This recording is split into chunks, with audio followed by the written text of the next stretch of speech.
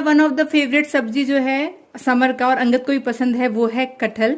तो आज बनाई है आलू कटहल की सब्जी। लेट्स सी कैसा बनाया है इसने। आज फर्स्ट टाइम बनवाया है। इधर में रेडी है अपना राइस एंड टेस्टी टेस्टी दाल। वैसे तो दाल की जरूरत पड़ती नहीं है, कटहल और राइस ऐसे भी खा सकते हैं, पर फिर रात को रोटी पे काम आ जाएगा ना। कटहल की स्मेल तो बहुत अच्छी आ रही है। अब टेस्ट का देखा जाए, वैसे जब भी मैं कटहल खाती हूँ, चाहे खुद का बना हुआ खाती हूँ या फिर किसी के भी हाथ का बना हुआ खाती हूँ, तो मैं ढूंढती हूँ अपनी मम्मी के हाथ का स्वाद, जो कि ऑफकोर्स नहीं आना है। मैं जो बनाती हूँ वो भी थोड़ा बहुत सिमिलर होता है मम्मी जैसा, पर उतना भी अच्छा नहीं, क्योंकि मम्मी ना एकदम मटन की तरह कटहल को बनाते थे। मतलब जैसे कि होता है ना कि मटन में आप बहुत प्याज डालते हो, बहुत देर भूनते हो, तो कटहल को भी वैसे ही बनाया जाता है। और ये टेस्ट में भी एक्चुअली मटन जैसा ही करना चाहिए, इतना अच्छे से पकना चाहिए। तो ऑफकोर्स वैसा तो नहीं होगा, पर चलिए ढंग का है। बहुत लोग कहते हैं प्रेगनेंसी में कटहल नहीं खाना चाहिए, लेकिन मॉडरेशन में आप कुछ भी खा सकते हो। जैसे ऐसा नहीं है कि रोज रोज कटहल ही खा रहे हैं, थोड़ा बहुत आप खा सकते हो। आलू डाल लीजिए, कोई दिक्कत नहीं है। तो मॉडरेशन में कुछ भी उतना तकलीफ नहीं देता है। हाँ, कुछ चीज है जो बिल्कुल खाना मना है, तो वो तो नहीं खाना चाहिए। जैसे कि पाइनएप्पल नहीं खाना चाहिए, पपीता नहीं खाना चाहिए। पपीता में भी कच्चा पपीता नहीं खाना चाहिए, पक्का खा सकते हो, पर क्यों ही रिस्क लेने का। मेरी डॉक्टर ने स्पेसिफिकली कुछ कुछ चीजें मना कर रखी है। इन दोनों के अलावा, पपीता और अनानास के अलावा और भी चीजें मना कर रखी है। उसमें से एक है खजूर। तो उन्होंने कहा है खजूर अभी नहीं खाना है, बाद में खाना है जब आपकी डिलीवरी की डेट नजदीक आएगी, क्योंकि वो गर्म तासीर का होता है। तो मैं दुबई से आई थी ना, तो मैं खजूर बहुत सारा लाई थी, और उसके बाद ही मैंने कंसीव कर लिया, तो मैंने तो उतना खजूर खाया नहीं। वो मना किया गया है। मुझे काजू खाने को मना किया गया है, क्योंकि काजू से आपको कॉन्स्टिपेशन हो सकता है। तो इतना ही चीज है जो मना किया गया है। बाकी सब्जी मैंने पूछा था कि जो भी घर का होता है खा सकते हैं। जैसे बहुत लोग कहते हैं मेथी नहीं खाना चाहिए, तो क्या करूं? तो उन्होंने कहा कुछ भी मॉडरेशन में चलता है। इतना हार्मफुल कोई भी चीज नहीं हो सकती है जो आपको कुछ प्रॉब्लम दे, अनलेस आप उसको बहुत बहुत क्वांटिटी में खा रहे हो। तो थोड़ा बहुत खाया जा सकता है।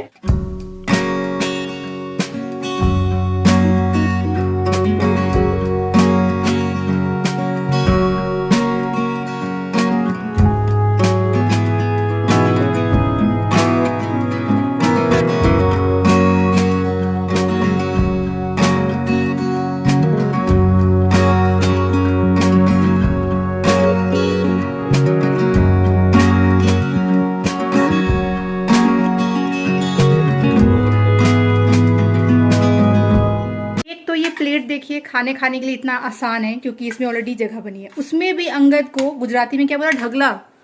हाँ, ढगला करके हाँ, ढगला करके खाना है, ताकि खाना और आसान हो जाए। उसको भी उसने इस तरीके से गूड़ दिया है। मिक्सी में पीस दूं? हाँ, वो भी अच्छा ऑप्शन है। थोड़ा ब्लेंड हो जाएगा तो दांत का जरूरत ही नहीं है, फिर सीधा अंदर। इसका बस चले तो कटोरी में सब कुछ को डालो। हाँ, और एक कटोरी चम्मच लो। बोल फॉर्मेट में अच्छा लगता है।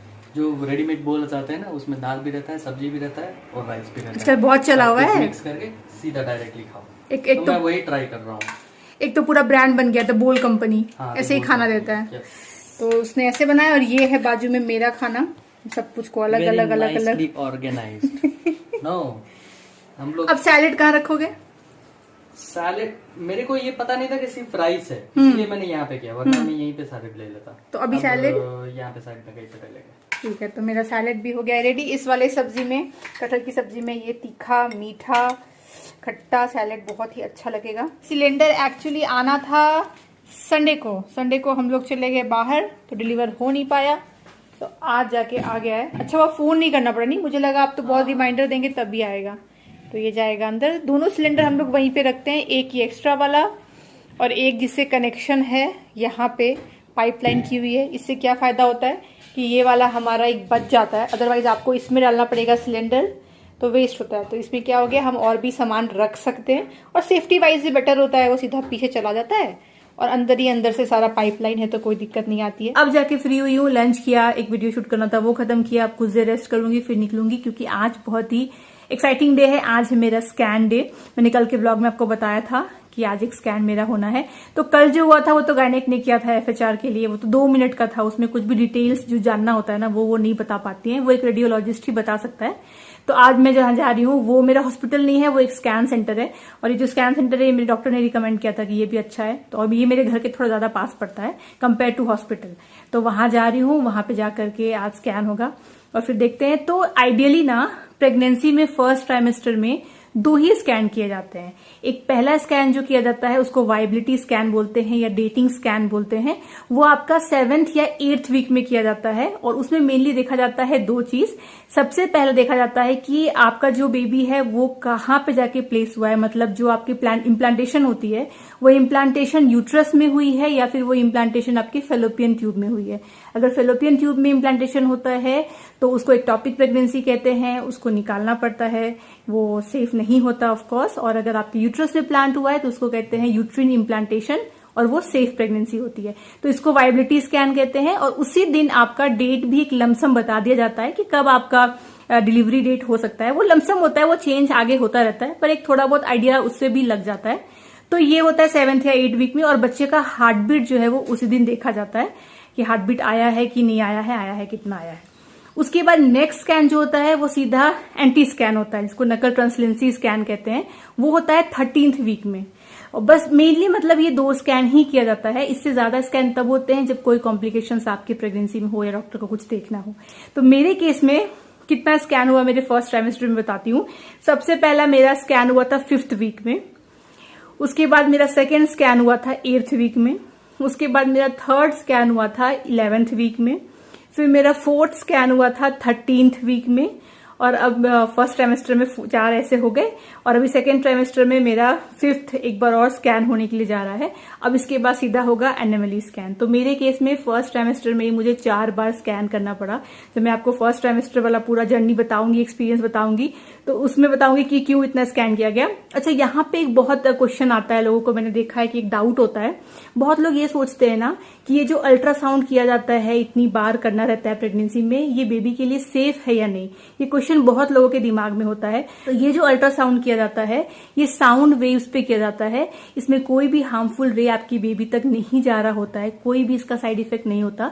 तो जितनी बार भी आपके डॉक्टर आपको रिकमेंड करते हैं उतनी बार आपको ये स्कैन करवाना चाहिए। बहुत बार ऐसा होता है कि लोग जानकर लेट जाते हैं डॉक्टर के पास में क्योंकि उनको लगता है कि वो स्कैन कर देंगे, फिर क्या होता है प्रॉब्लम बढ़ जाती है।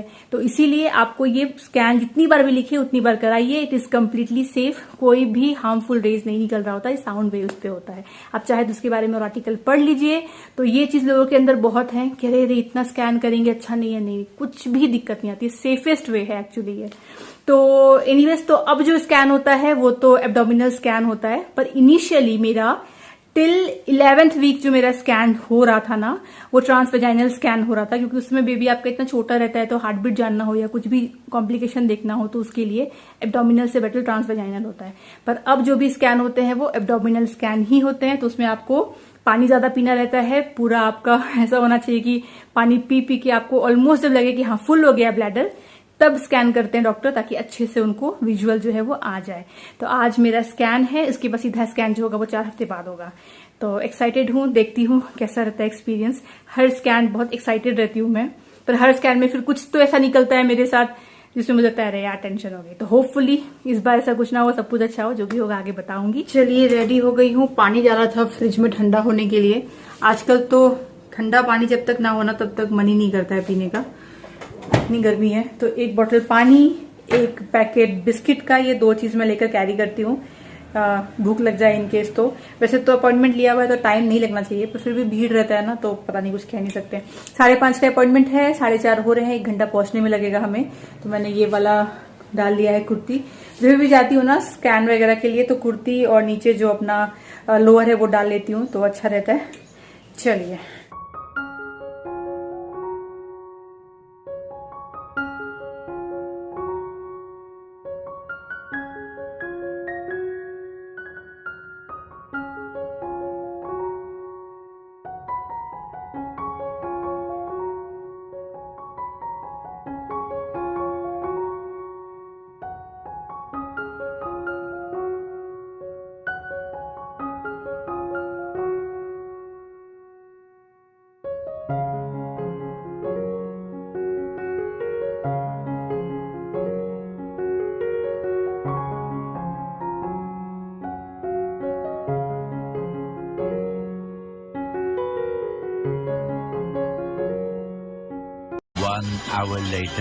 तो चलिए स्कैन हो गया, 6:30 बज गए हैं। सोचिए 5:30 की हमारी अपॉइंटमेंट थी, 4:15 कितने बजे लोग पहुंच गए थे? 5 बजे पहुंच गए थे ना, और उसके बाद बैठे बैठे बैठे तो काफी टाइम लग गया, और जो स्कैन था ना वो भी काफी लंबा चला। अंगद को तो लग रहा होगा कब अंदर गई है।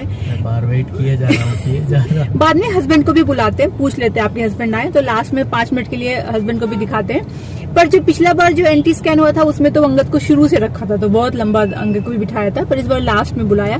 पर खैर वो तो ठीक है। चलिए जो चीज के लिए हम लोग गए थे जो पता करने, वो चीज अब सही निकली है। तो चलिए जो एक था कि बस सब ठीक हो जाए तो वो ढंग का आ गया, सब कुछ ठीक है। और मैंने एक्चुअली फर्स्ट टाइम आज बेबी मूवमेंट्स देखी, क्योंकि पिछला बार एंटी स्कैन में जो मूवमेंट्स हो रही थी मेरी तरफ स्क्रीन नहीं था, तो अंगद तो खूब देख रहा था कि बेबी कैसे मूव कर रहा है, मैं नहीं देख पा रही थी। मुझे लास्ट में मैम ने दिखाया था देखो ऐसा ऐसा है, तो मुझे मूवमेंट नहीं दिखा था। इस बारी क्या हुआ कि स्क्रीन मेरे सामने था, क्योंकि ये दूसरा वाला था ना सेंटर, तो मैंने जो देखा है इतने सारे स्टंट्स देख लिए तो हाँ वो सब देखा तो अच्छा लगा काफी। और डॉक्टर से जो 2-3 चीज मुझे पूछनी थी वो भी मैंने पूछ लिया। हाँ चलिए फाइन है। अब नेक्स्ट जो मेरा अपॉइंटमेंट है वो 4 हफ्ते बाद है, तो 4 हफ्ते के लिए अभी मुझे टेंशन नहीं है। तो हम लोग जा रहे हैं चाय पीने के लिए, शाम का समय है, हम बाहर हैं तो चाय कैसे नहीं पियेंगे, तो चाय पिया जाएगा, उसके बाद घर चलते हैं।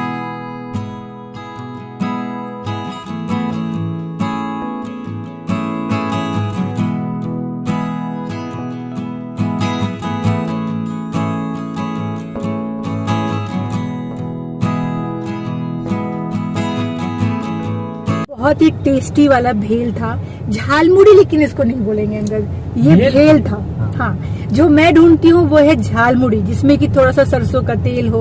जो तुमको कलकत्ता ही जाना पड़ेगा, यहाँ पे नहीं मिलने वाला तो मुझे वो अच्छा लगता है, पर यहाँ पे ऑफ कोर्स भेलपुरी मिलती है, पर चलिए वो भी अच्छा लगता है। चटनी डालते हैं उसमें अलग अलग तरीके का, ठीक है अच्छा लगता है। तो बस एक भेलपुरी और 2 कप चाय में हम लोग ने 1-1.5 घंटा बिता दिया टाइम। फिर बाद में अंगद को याद आया कि 8 बजे मीटिंग है, चलो घर जाना है, 7:30 बज चुके हैं, तो जा रहे हैं घर। लेकिन जाते जाते लेना है टमाटर। वो मैंने देखा था कि मेरे घर के पास एक दुकान है, उसने बोर्ड लगाया है 5 रुपए किलो टमाटर, तो मैंने अंगद को बोला चलो वहीं से टमाटर लेते देखते कि क्या कैच है।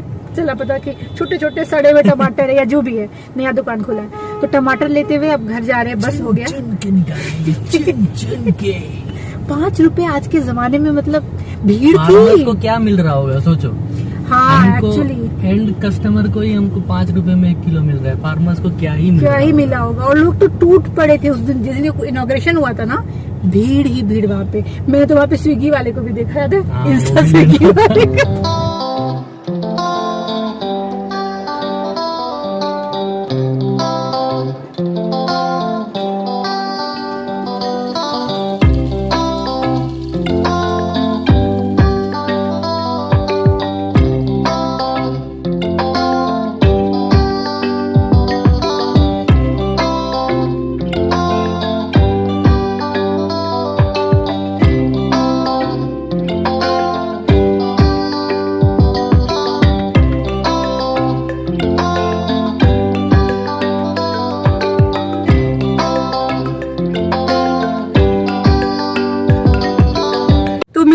टमाटर 5 रुपए केजी करेक्ट है, पर बहुत छोटे वाले मिल रहे हैं और एकदम पके हुए, तो सारे ही एक जैसे पके हुए।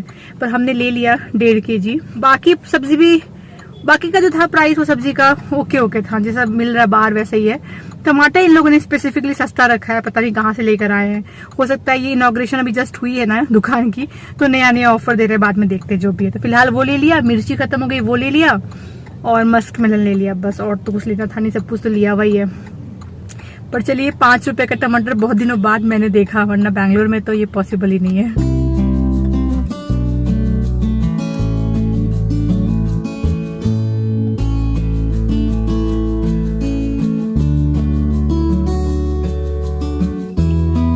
बजने में 2 मिनट बाकी था तब हम लोग घर पहुंचे, और घर पहुंचते ही अंगद भागा मीटिंग में, क्योंकि 8 बजे से उसकी मीटिंग थी, तो मीटिंग कर रहा है। एनीवेज मैं जो अभी गई थी ना स्कैन सेंटर, उसका नाम है add-on scans and lab.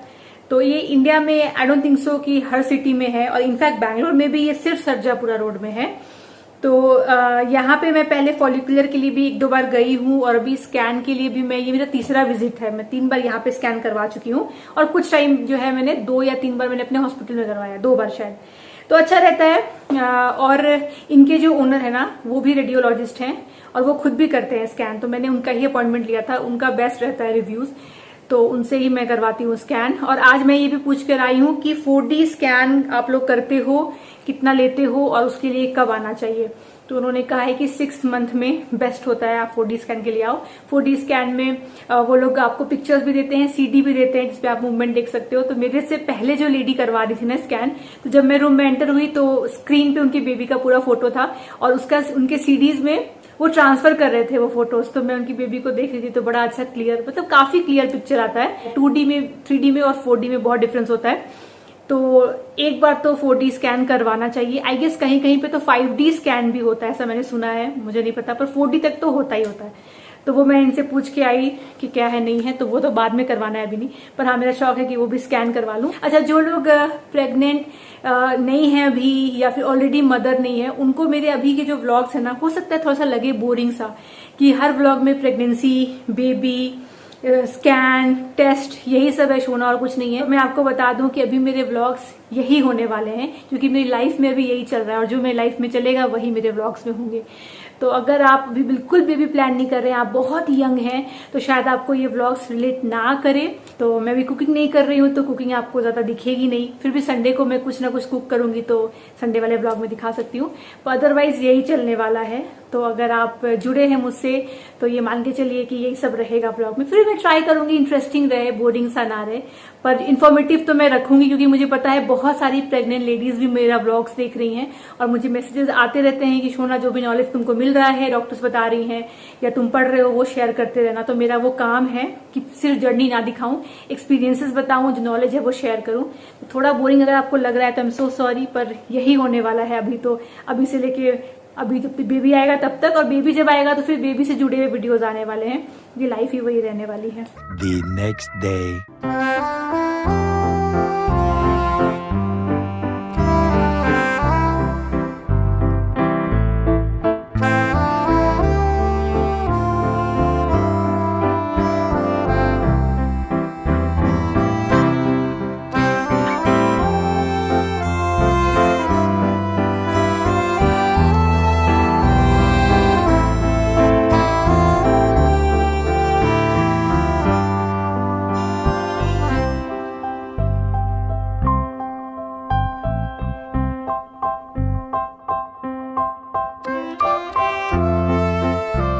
Good morning. तो सुबह के बज रहे अभी 8:30 और आज इतनी जल्दी मैं उठ गई हूँ। 6 बजे मेरी नींद खुल गई।